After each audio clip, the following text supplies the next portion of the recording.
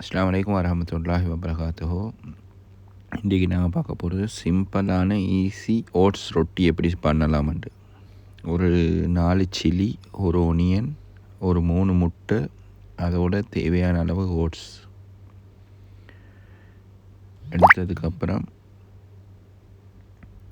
அப்படியே முட்டையெல்லாம் 3 முட்டையை உடைச்சாச்சு. அதுக்கப்புறம்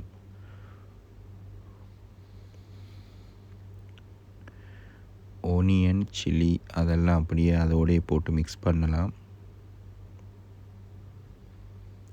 அதோடய போட்டு ஒரு கொஞ்சம் மிக்ஸ் பண்ணிக்கலாம்.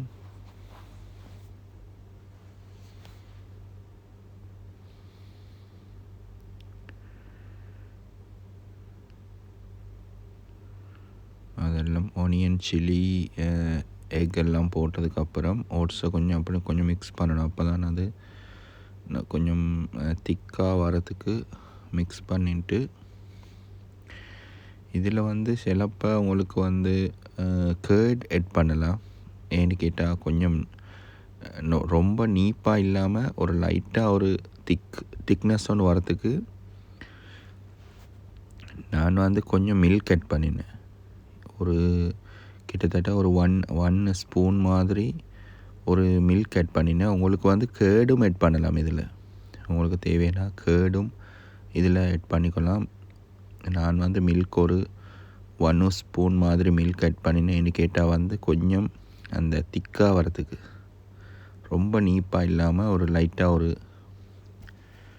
அதுக்கப்புறம் சில்லி, கொத்தமல்லி, மிளகு, உப்பு உங்களுக்கு தேவையான அளவு எடுத்துக்கோங்க. ரொம்ப உப்பாகவும் இல்லாமல் ஸ்பைசஸும் உங்களுக்கு தேவையான அளவு ஆட் பண்ணிக்கலாம்.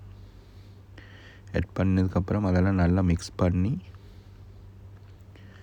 ஒரு 5 மினிட்ஸ் மாதிரி அப்படியே மிக்ஸ் பண்ணி வைங்க. வச்சதுக்கப்புறம் ஒரு 5 மினிட்ஸ் அதெல்லாம் நல்லா மிக்ஸ் பண்ணதுக்கப்புறம்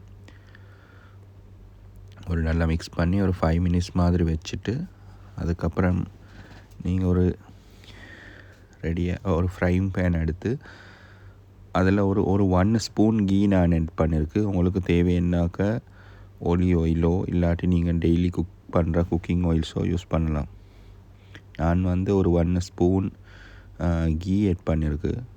சரியா? ஆட் பண்ணதுக்கப்புறம் இப்போ நீங்கள் மிக்ஸ் பண்ணி வச்சுருக்கிற அதை அப்படியே அந்த ஃப்ரைங் பேனில் நல்லா இது பண்ணணும். அந்த ஃப்ரைங் பேனில் ஒரு ரவுண்ட் ஷேப்புக்கு வர மாதிரி நல்லா ஸ்ப்ரெட் பண்ணணும்.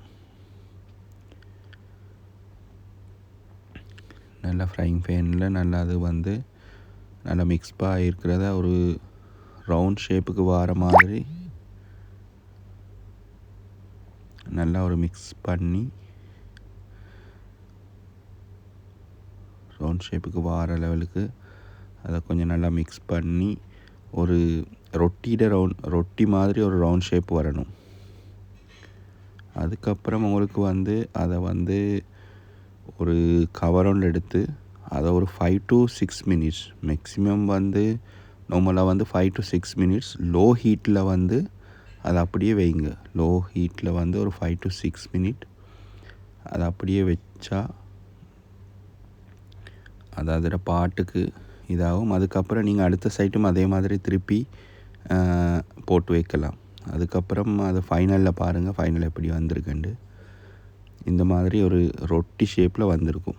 அதுக்கப்புறம் நீங்கள் அதை ஸ்லைடாக கட் பண்ணி பாருங்கள் எப்படி மிக்ஸ் ஆகிருக்குண்டு.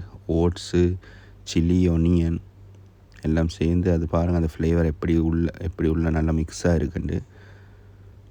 இது உங்களுக்கு ஈஸியாக செய்யலாம். இது ரொம்ப குழந்தைகளும் விரும்பி சாப்பிடும். அது இல்லாமல் இது உங்களுக்கு அவ்வளோ டைமும் எடுக்காது, மிச்சம் டைம் கன்சியூம். அடுத்தது இது ஹெல்த்தியான பிரேக்ஃபாஸ்ட். மோஸ்ட்லி பிரேக்ஃபாஸ்ட்டு ஈஸியாக செய்யறதுக்கு இது ரொம்ப ஹெல்த்தியாக இருக்கும். அடுத்து எல்லாருக்கும் லேசாக உங்களுக்கு செஞ்சு கொடுக்கலாம். சரியா? கண்டிப்பாக அடுத்த எபிசோடில் வேறு ஒரு புது விதமான ஒரு ஃபுட் ஐடியா ஒன்று எடுத்துகிட்டு வரலாம். Okay, thank you very much.